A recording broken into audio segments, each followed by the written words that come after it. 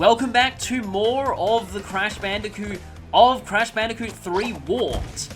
Last time we made a start on the 5th and final warp room, and now we only have 3 more levels left to go and 3 more crystals. So we'll start by heading into Gone Tomorrow. This is the second of only 2, at least in the original game, future levels. And the first level in this warp room, but I prefer to take it on at least second because you need the green gem to get the box gem here. And this level's kind of interesting in that regard. These things are now actually moving forward towards you rather than side to side, but an even more interesting new element to these levels are these things. They fire multiple missiles and then they expose their weak points, which you can destroy with the bazooka. I think you can destroy them by spinning as well. I'll try that with the next one. But yeah, this guy here kind of follows you a little bit. And this one here doesn't have tractor beam out. And yeah, they start combining them with conveyor belts eventually. Oh yeah, spinning does work. In the original game, I always thought that you had to use the bazooka, but turns out you don't, and I'm pretty sure in the original you can still spin them. But I mean, considering that you got the bazooka from the previous boss, I always assumed that it was required here. So you might notice there's some outline boxes here. Yeah, we can't actually do anything with those yet. We need to wait a bit. Well, I mean, there is an outline box here.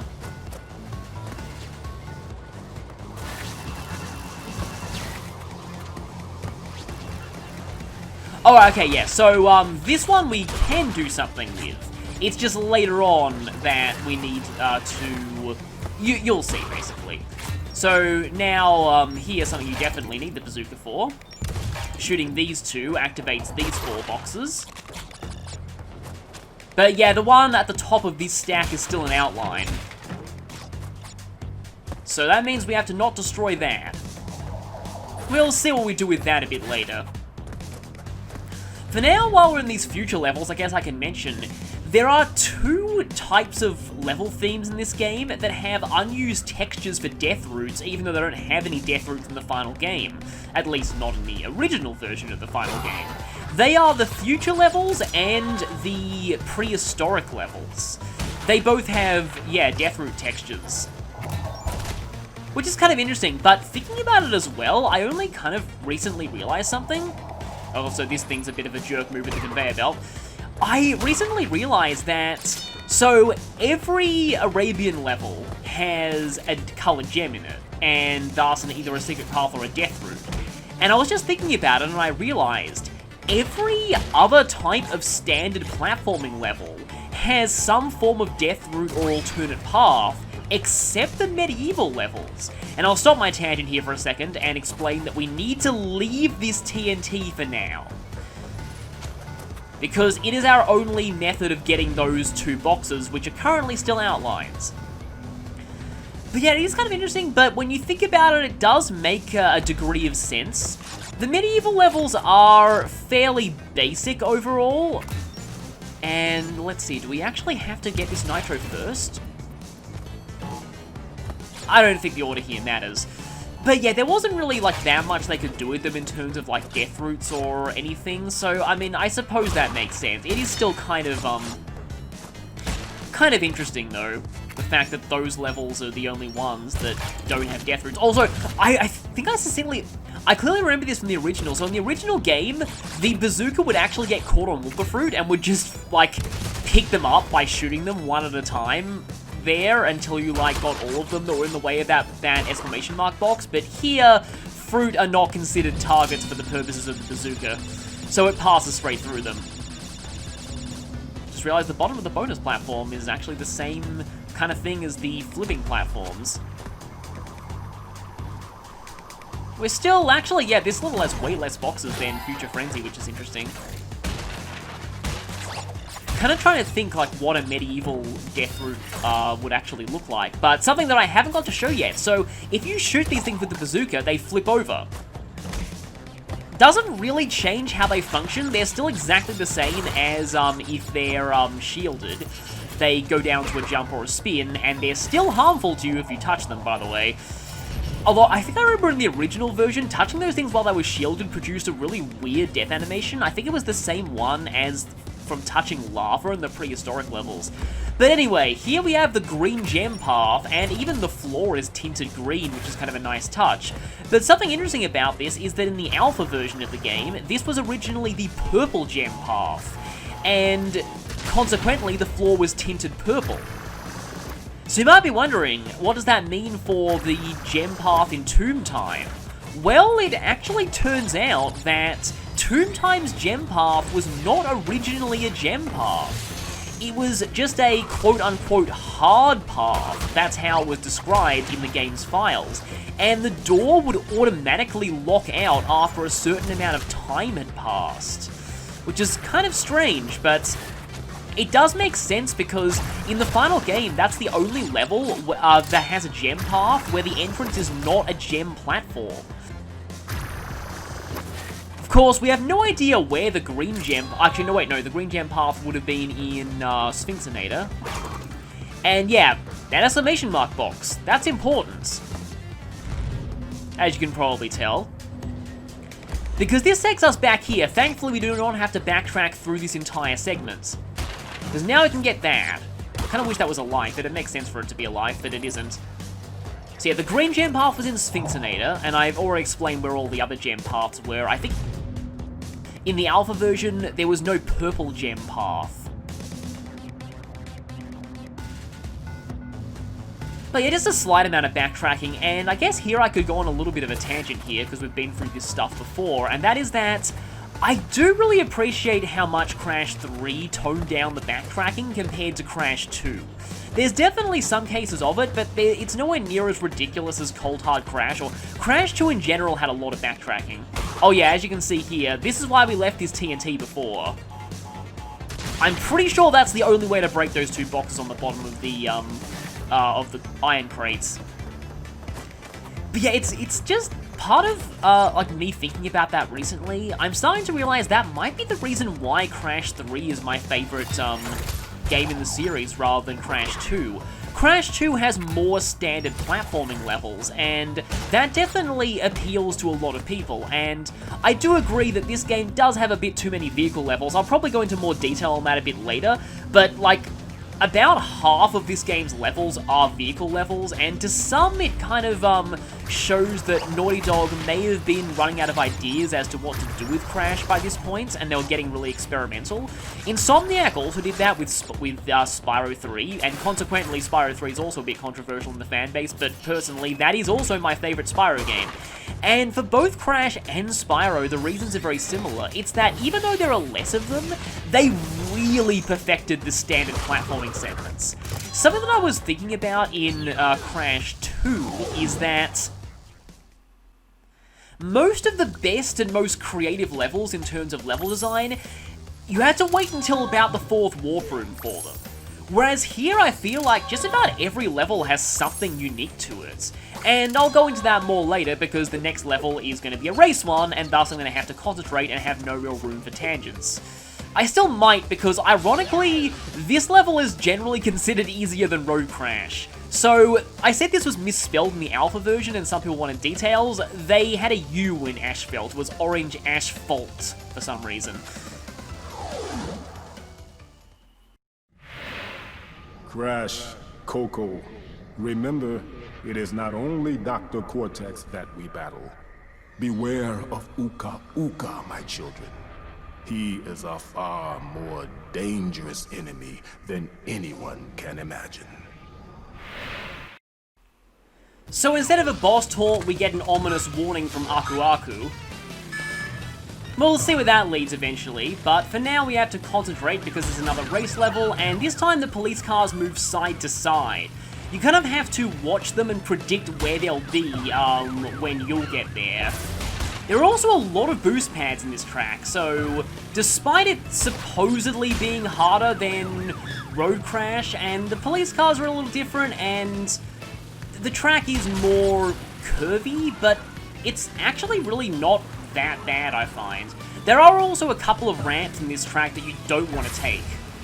But the one coming up is not one of those. You do want to take this one because there's a pit here. I feel like the boxes are also a little bit easier to get than the ones in Road Crash as well. Like, I kind of feel like, well, part of me thinks this and Road Crash should have swapped places, but the other part of me is kind of glad to get Road Crash out of the way earlier. That was probably a bad use of that boost, but oh boy, this is not good. Gotta get these two good, okay. So we're in second, we have a few more boxes to go. Gonna slightly slow down there so I don't go too all over the place. Go through this police car. I think I'll pass him here, and yeah, here is the ramp you don't want to take, because you would miss that boost pad if you did take it, and that boost pad there is perfectly positioned to straighten you out after that series of turns. So yeah, we're already in first, and here I believe is the home stretch. So we just have to not miss any of these boxes, and we've got it. Yep, 20 out of 20. There we go. So that only took me 3 attempts, whereas Road Crash, I lost count. By the way, in the alpha version, Road Crash had 36 boxes instead of 25. And some of them were stacked on top of each other in a way that was very hard to get with the motorbike. So, yeah, I'm kind of glad they changed that. So, only one more crystal is left. And considering Crash 3 is the game that introduced Coco being playable, I'm gonna have Coco take the 25th level, Bug Lights. So, I was kind of incredulous when I found out there was another Egyptian level in this one. Like, come on, a 4th Egyptian level? But this one actually manages to be pretty unique. It's actually mostly set outdoors. You only had a brief bit of interactivity outdoors in Tomb Time, at the very beginning and very end of the level. So this level does actually manage to have its own feel to it, despite being like the 4th in a series, essentially. Oh, okay, I have a better idea for this. No, that box was in the way. So I didn't quite explode all of them with the bazooka, but at least got most of them. So, this is both an Egypt level and a Firefly level, this mechanic coming back from Crash 2. And one thing that I actually, really appreciate in the remake, they added a distinct sound effect for when you collect a Firefly, and for when your Firefly is about to wear off. I was kind of complaining about the Sane Trilogy sound effects earlier, but yeah, you heard the sound effect there. This, I feel, is a much appreciated addition, because in the original version of both this and Crash 2, there was really no indication of when your Firefly was about to wear off, so obviously... Oh hey, that thing actually broke the box, which is kind of weird. Obviously, it definitely helps to know. So here, you probably want to grab this checkpoint before getting on this platform. Though now this... Okay, we can still find it in the dark. Come on, get on the platform. There we go. Fortunately, this area is lit, so no Fireflies required. But we've already had a blue gem platform. Here we have the Hall of Dart Traps.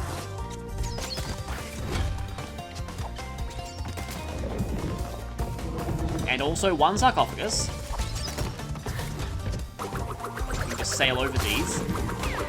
And the green gem, which leads us to the Hall of Nitros, and also spears.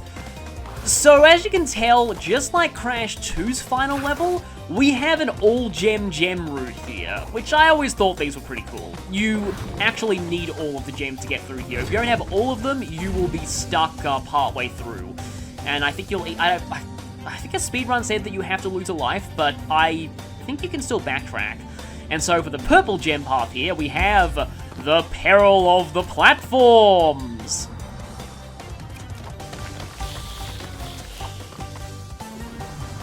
I think there's a sarcophagus somewhere here. Oh, there's some spears there. Yep, there's one. And that seems to have not had a mummy in it at all. It's the cursed sarcophagus that moves on its own! And now the yellow gem. So for the yellow gem, we have the Hall of Hopping Spike Coffin Mummy Guys. I don't even know what the official name of these guys is, and oh, that's interesting. I thought for sure that I'd lost an Aku Aku mask there, but I guess spinning them still counts even if you touch the spikes afterwards. I think I can glide over this one, yep. And then the red gem platform.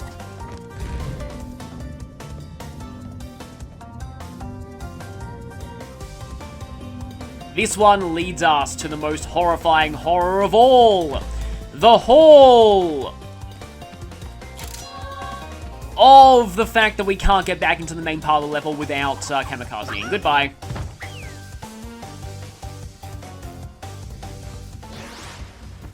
But now, we are back in the main part of the level. Aren't you glad that I hit that checkpoint? And you might remember from before, all 3 of these crates were masks.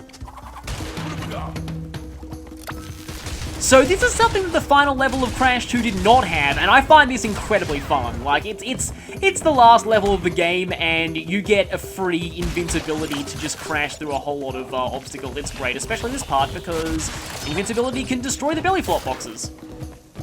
You do still need to pay attention to the Firefly, though. You don't want to be left in the dark after going through all of that. And speaking of being left in the dark, we have a Firefly bonus here. So, just like the ones in Crash 2, we have to be pretty fast here. So let's grab that.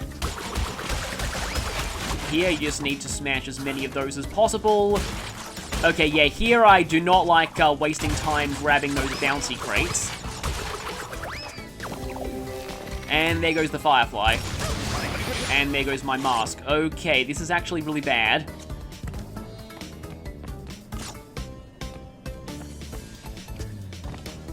Where are those?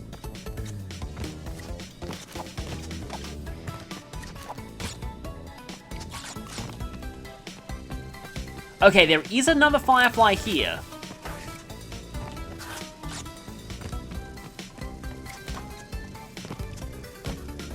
Does this destroy these? No, I'm gonna probably have to bazooka them. Okay. And that's Firefly gone. I think I can still make it back. There we go. Okay, that was a weird way to do that bonus, but I did it.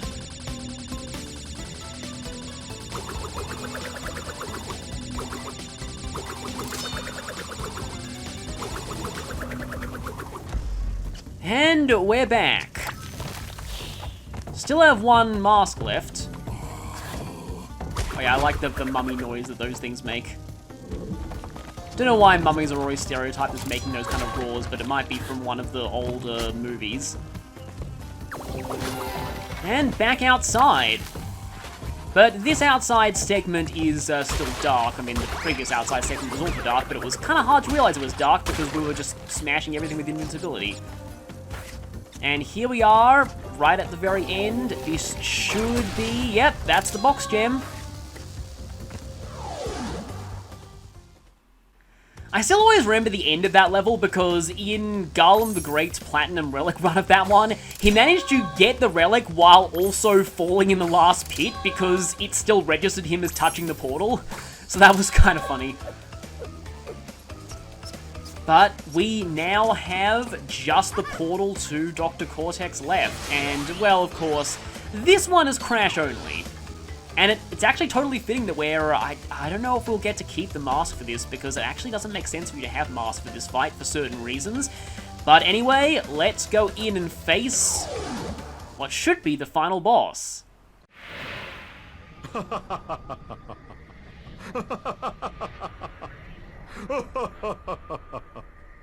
I'm sorry.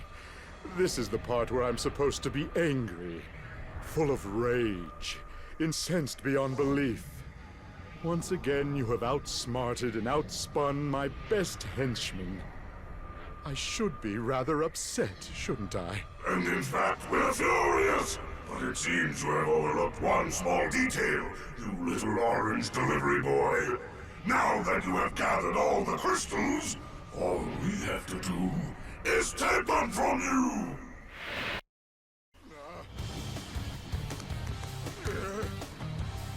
Crash Bandicoot, for the last time, give the prisoners to me!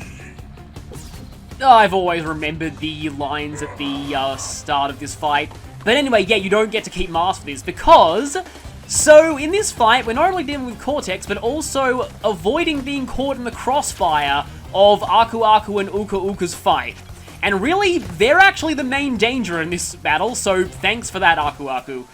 So after Cortex fires out energy shots, he'll also start throwing these mines, which go off eventually, and then his force field fizzles out, and you want to spin him as quickly as possible because that stops Aku Aku and Uka Uka fighting.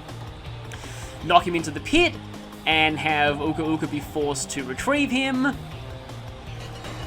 And we enter phase 2, where the battle takes a different turn between the two masks. This is by far the worst of this fight.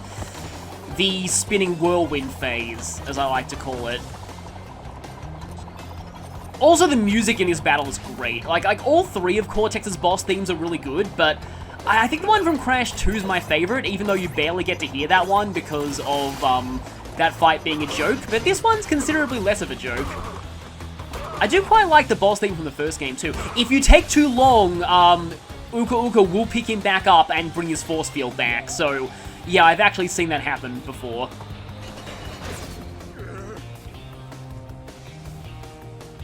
And this is the part that's kind of consistent across all of the Cortex boss themes. So yeah, this is the third phase, the Clash and Explosion phase, which honestly I consider the easiest to avoid of all three of the phases, which is kind of weird. But I guess that actually fits with the Cortex fight in Crash Bandicoot 1, where his final phase was actually the easiest. And yeah, they still do one more explosion, so you have to be careful of that. Watch out, because the mines are still present. And that's it!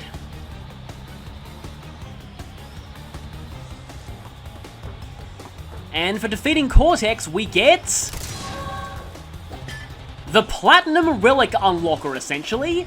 This lets us use the ZR button to run, and with this, Platinum Relics are actually possible for most of the on-foot platforming stages.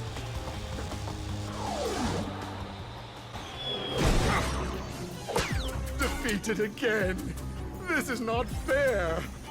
Maybe I should retire to a nice big beach with a nice big drink and a woman with nice big bags of ice for my head. It's not over, Bandicoot. There are still the gems. We still have a chance to triumph.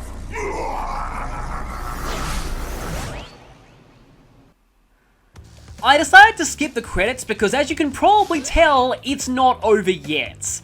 There is another ending that you need 100% to see. And I do mean 100%, but 100 is not the maximum percentage in this game. That was 105% in the original game, and that's not even the maximum percentage in the Sane Trilogy. So, we've still got a little bit to go. I'll be going for relics to unlock the final level in the secret warp room, which is a totally new level. And after that, we still have a few more secret levels to complete in the third warp room. And then it'll be time to earn all of the platinum relics, and then one more thing before we end things off, so this journey is not over yet. I will see you all next time for the secret levels of the game. Oh, and that line during Cortex's defeat cutscene, yeah, that went way over my head as a kid. Whoa! This one here can be a little tight, especially since there's two ramps that you need to go up for boxes. I don't like that I went off-road there.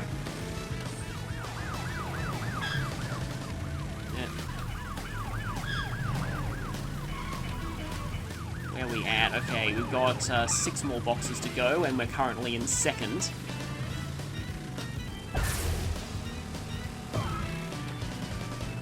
Okay, yeah, good. Almost missed that one.